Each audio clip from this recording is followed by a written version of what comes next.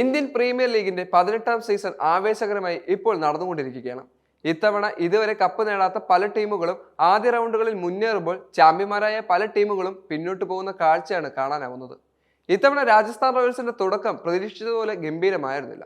ആദ്യത്തെ 3 മത്സരത്തിൽ 2 മത്സരത്തിലും രാജസ്ഥാൻ തോറ്റിരുന്നു. എന്നാൽ 4ാം മത്സരത്തിൽ സഞ്ജു സാംസൺ നായകനായി തിരിച്ചു വന്നതോടെ രാജസ്ഥാൻ ശക്തമായ തിരിച്ചറിവാണ് ഇപ്പോൾ നടത്തിയിരിക്കുന്നത്. ഇത്തവണത്തെ സീസൺ സഞ്ജുവിനെ സംബന്ധിച്ച് വളരെയധികം നിർണായകവുമാണ്. T20 ലോകകപ്പ് വരാൻ പോവുകയാണ്. സഞ്ജു സാംസൺ നിലവിൽ T20 ടീമിന്റെ ഓപ്പണർ കൂടിയാണ്. എന്നാൽ ലോകകപ്പ് ടീമിൽ സഞ്ജുവിന് സീറ്റ് ഉറപ്പുണ്ടെന്ന് പറയാൻ സാധിക്കില്ല.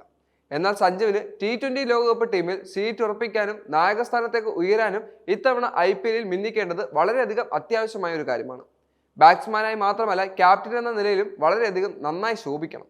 ഇത്തവണ രാജസ്ഥാൻ റോയൽസിനെ കപ്പിലെത്തിക്കുന്നതിന് വേണ്ടി സഞ്ജു സാംസൺ ഇന്ത്യയുടെ വൈസ് ക്യാപ്റ്റന് വരെ ഉയരാൻ സാധ്യതയുണ്ട്. പരിശീലകൻ ഗൗതം ഗംഭീർ സഞ്ജുവിനെ വളരെയധികം പിന്തുണയ്ക്കുന്നുമുണ്ട്.